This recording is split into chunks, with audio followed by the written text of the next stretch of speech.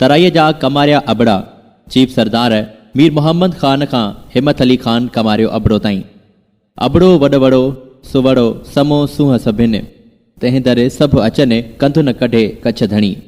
सिंधी क़ौम जे समाट नसुल जो वॾे में वॾो कबीलो अबड़ो कबीलो आहे। अबड़ो कबीलो हूअं त दुनिया जे मुख़्तलिफ़ मुल्कनि जे मुख़्तलिफ़ इलाइक़नि में रहे थो, पर हिन कबीले जूं पाड़ूं दुनिया जे क़दीम सिंधु तहज़ीब वारी सिंध धरतीअ सां आहे।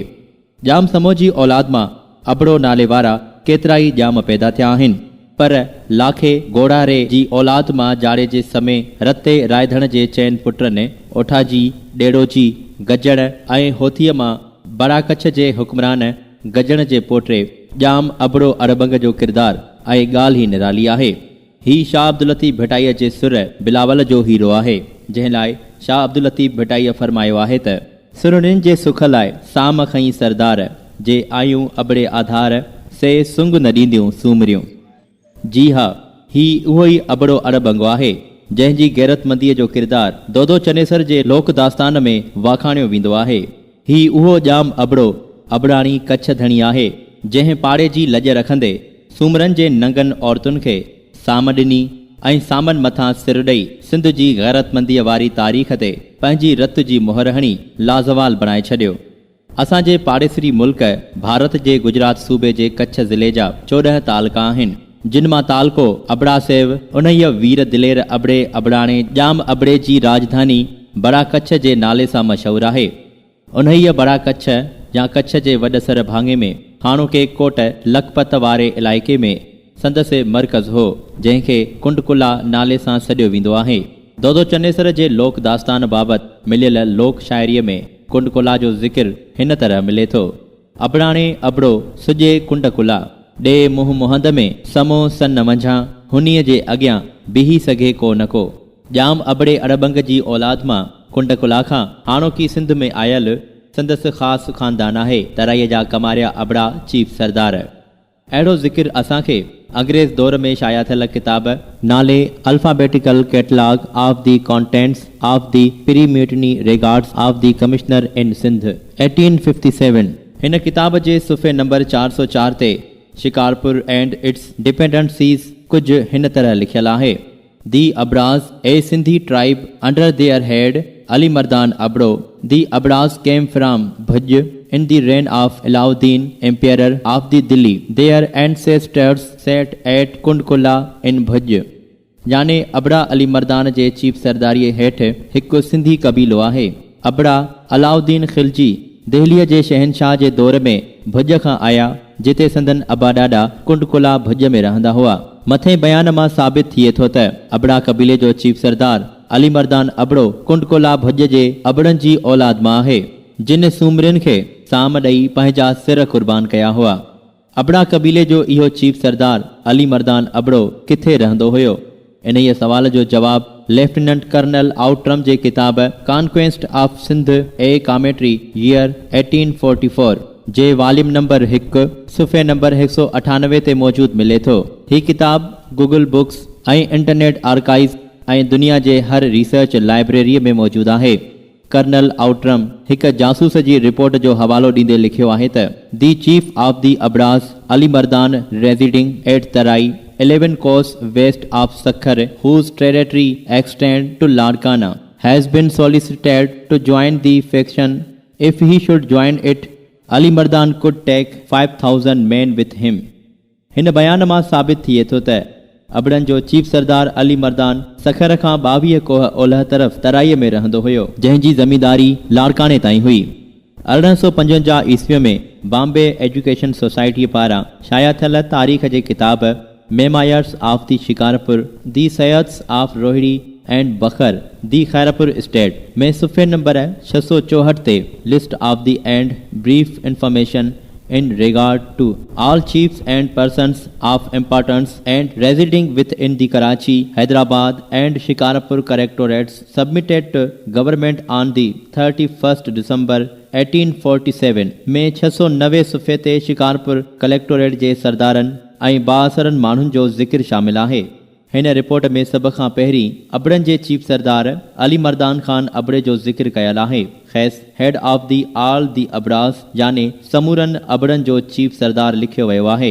गॾोगॾु मार्जन में लिखियो वियो आहे त Ali Mardan Khan Abra of Tarai 16 miles south west of Shikarpur has 2 sons याने अली मर्दान खान अबड़ो तराईअ वारो शिकारपुर खां 26 मील ॾखण ओलह तरफ़ रहंदड़ आहे, जंहिंखे 2 पुट आहिनि।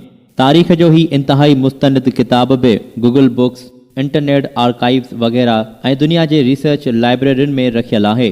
तराईअ जे कमारनि अबड़नि चीफ सरदारनि जे ख़ानदानी रिकॉर्ड में रखियल तारीख़ी दस्तावेज़नि में कारदार नौशेरो अबड़ो जी मुहर ऐं वीरूमल मुंशीअ जी सहीअ सां सिंधी ॿोलीअ में अबड़नि जे चीफ सरदार अली मर्दान अबड़े ॾे हिकु सरकारी लेटर रखियल आहे, जंहिं मुताबिक़ ख़ैस कमिश्नर जागिरात जे हुक्म मूजिबि 7-8 पीढ़ियुनि खां वॾनि जी सरदारी हुजण सबबि ख़ैस तारीख़ 31 जुलाई 1857 ईस्वीअ ते ख़ानदानी शुजरा जोड़ण जे लाइ घुरायो वियो हो। अबड़नि जे चीफ सरदार अली मर्दान खान अबड़ो पारां कमिश्नर जागिरात खे ॾिनल ख़ानदानी शुजरे खे 1888 ईस्वीअ में कमिश्नर प्रेस कराचीअ मां शाया थियल तारीख़ी history of the alien nations in the province of the Sindh volume 2 जे सुफ़े नंबर 270 ऐं 271 ते शामिल कयो वियो आहे।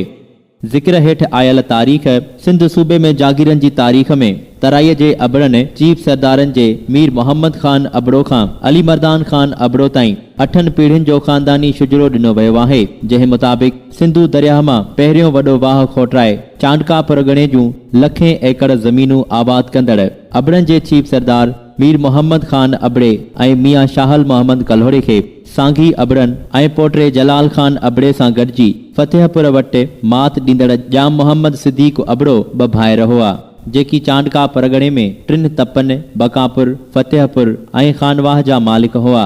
उन्हनि मां अबड़े सरदार मीर मोहम्मद खान जो वारिस ऐं पगदार अल्लाह वसायो अबड़ो बणियो। उन जो वारिस ऐं अबड़नि जो चीफ सरदार जलाल खान अबड़ो थियो, जंहिं वटि बहावलपुर वारा दाऊद पोटा अब्बासी तराईअ में अची रहिया हुआ। उन्हीअ जलाल खान अबड़े जो वारिस ऐं अबड़नि जो चीफ सरदार फतेह खान अबड़ो थियो। हुन जो वारिस ऐं अबड़नि जो चीफ सरदार पीर मोहम्मद खान अबड़ो थियो, जंहिंजो वॾो पुटु फतेह खान दीन मोहम्मद कल्होड़े जे गेरेले वारे राताहे में मारिजी वियो हो। तराईअ में कमारियनि अबड़नि चीफ सरदारनि जो ख़ानदानी रिकॉर्ड में अबड़नि जे हिन चीफ सरदार पीर मोहम्मद खान अबड़े पारां मुल्तान जे सूबेदार खे मियां यार मोहम्मद कल्होड़े पारां कयल फुर लुट ऐं देहन ते कब्ज़नि ख़िलाफ़ इस्तग़ासा जी कापी ऐं मियां नूर मोहम्मद कल्होड़े जो फरमान मौजूदु आहे। हिन ई अबड़नि जे चीफ सरदार पीर मोहम्मद खान अबड़े जी घरवारीअ शाह अब्दुल लतीफ़ भिटाई रहमतुल्लाह अलैह खे ॿी तराईअ में कपड़नि जो जोड़ो नज़राने तौर पेश कयो हो ऐं ख़ैस वारिस पैदा थियण लाइ अल्लाह पाक जी दरबार में दुआ फरमाइण जे लाइ अर्ज़ु रखियो हो। पीर अली मोहम्मद शाह राशिदी ऐं डॉक्टर नबी बख्श खान बलोच शाह अब्दुल लतीफ़ भिटाईअ जो इहो दुआया बैत हिन रीत लिखियो आहे। तंहिं जोरे वारीअ जोए वयो राज वराणियो सड़ीअ लामू कोए कोजो मोरो मोरियो। रब जो शान अल्लाह पाक पंहिंजे बाने शाह अब्दुल लतीफ़ भिटाई रहमतुल्लाह अलैह जी दुआ खे क़बूलियत जो दर्जो अता कयो ऐं अबड़नि जे चीफ सरदार पीर मोहम्मद खान अबड़े खे पछाड़की उमिरि में वारिस पैदा थियो, जंहिंजो नालो फतेह खान अबड़ो रखियऊं। लतीफ़ साईं जी दुआ सां पैदा थियल अबड़नि जे चीफ सरदार फतेह खान अबड़े जो वारिस ऐं अबड़ा कबीले जो चीफ सरदार जलाल खान ॿियो बणियो, जंहिंजो वारिस Ali Mardan Khan Abro chief of the Abra बणियो। History of the alien nations जे सुफ़े नंबर 271 ते अली मर्दान खान अबड़ो जी position, status and classification, proposal and settlement ऐं डेथ जो तफ़सील ॾिनल आहे। अबड़नि जे चीफ सरदार अली मर्दान खान अबड़े जी पोज़ीशन में लिखियो वियो आहे त Ali Mardan Abro was head of the all the Abras according to captain गोल्डनी he was rated as able to produce some 8 to 10,000 men and was a quite inoffensive man occupying himself in agriculture.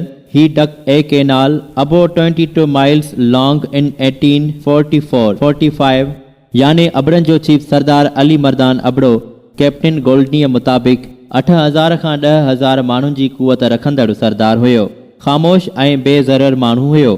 हिन पाण खे ज़मींदारीअ जे कमनि में मशगूल रखियो हो अबड़नि जे चीफ सरदार अली मर्दान ख़ान अबड़े जी वफ़ात बाबति हिन तारीख़ में लिखियो वियो आहे त ही वॉज डाइड ऑन 13 नवंबर 1884 याने अबड़ा कबीले जे हिन चीफ सरदार 13 नवंबर 1884 ईस्वीअ ते वफ़ात कई। वॾी उमिरि सबबि संदसि ॿिनि पुटनि मां वॾे पुट अली गौहर ख़ान जीअरे ई सरदारीअ जूं वाॻूं संभालियूं हुयूं।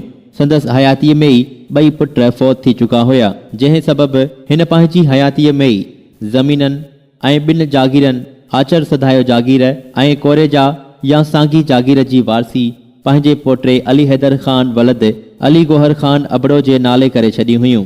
Gazetteer of the province of Sindh 1876 जे सुफ़े नंबर 815 मां अहिड़ी शाहिदी मिले थी। अबड़ा कबीले जे चीफ सरदार अली हैदर ख़ान अबड़ो जो वारिस ऐं पगदार अली हसन ख़ान अबड़ो बणियो। चीफ सरदार अली हसन ख़ान अबड़ो जो वारिस ऐं पगदार हिम्मत अली ख़ान कमारियो अबड़ो बणियो। चीफ सरदार अली मर्दान ख़ान अबड़ो खां पोइ अबड़ा कबीले जे हिन चीफ सरदार हिम्मत अली ख़ान कमारियो अबड़ो जो ज़िक्र अंग्रेज़ सरकार जे ऑफिशियल रिकॉर्ड तोड़े छपियल किताबनि में वॾे शान मान सां मिले थो। A short sketch historical and traditional of the Musalman races found in Sindh Balochistan and Afghanistan. साल 1901 में पहिरियों भेरो छपजी पधिरो थियो हो। हिन किताब में समाट जूं 4 वॾियूं सरदारियूं लिखियूं वयूं आहिनि। किताब जे सुफ़े नंबर 43 ते अबड़नि जी सरदारीअ बाबति कुझु हिन तरह लिखियल आहे। The chief of the Abras Himmat Ali Khan son of the Ali Hasan Khan Abro who lives in Tarai taluka Naushero Abro of the Shikarpur district. He is the second class jagirdar and a zamindar. इन खां सवाइ अबड़नि जे हिन चीफ सरदार जो ज़िक्र report of the special officer jagirs on the relations between jagirdars and zamindars year 1939 जे सुफ़े number 175 ते सरदार class जे जागीरदारनि ऐं ज़मींदारनि में बि मिले थो त पीर अली मोहम्मद शाह राशिदीअ जे जग मशहूर किताब उहे ॾींहं उहे शींहं में बि अबड़ा कबीले जे सरदार तौरु मिले थो। 1931 ईस्वीअ धारे संदसि इंतकाल थियो। वारिसनि में 2 सालनि जो सगीर ऐं माज़ूर फर्ज़ंद अली हैदर ख़ान कमारियो अबड़ो हिकु पुटु हुयो, जेको आख़िर जवान थियो ऐं शादी कयाई, जंहिं मां खेसि 2 पुटनि जी औलाद थी। वॾो सरदार हिम्मत अली ख़ान कमारियो अबड़ो ऐं नंढो अली हसन ख़ान उर्फ़ अज़हर हुसैन ख़ान। अबड़े सरदार अली हैदर ख़ान अबड़े जो वारिस ऐं पगदार पुटु चीफ सरदार हिम्मत अली ख़ान कमारियो अबड़ो 8 नवंबर 1951 ईस्वीअ में तराई अबड़ो में पैदा थियो। वालिद बुज़ुर्गवार जी माज़ूरीअ सबबि नंढी उमिरि में ई अबड़ा कबीले जी सरदारीअ जी पग संभालियाई।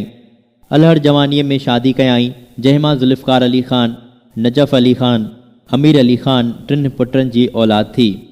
ॿी घरवारीअ मां असद अली ऐं मिनहाल अली 2 पुटनि जी औलाद थी। राजूनी मामलनि निबेरण ऐं फ़ैसिलनि करण में खेसि ख़ासि महारत हासिल हुई।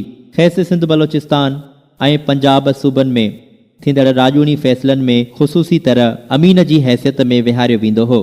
अबड़नि जो चीफ सरदार हिम्मत अली ख़ान कमारियो अबड़ो ॿियों 73 सालनि जी ॼमार में वॾो अरसो बीमार रहण खां पोइ तारीख़ 5 रजबुल मुरज्जिब सन 1445 हिजरी बमुताबिक़ 16 जनवरी 2024 ईस्वीअ में अङारे ॾींहुं दम धणीअ हवाले कयो। इन्ना लिल्लाहि व इन्ना इलैहि राजिऊन।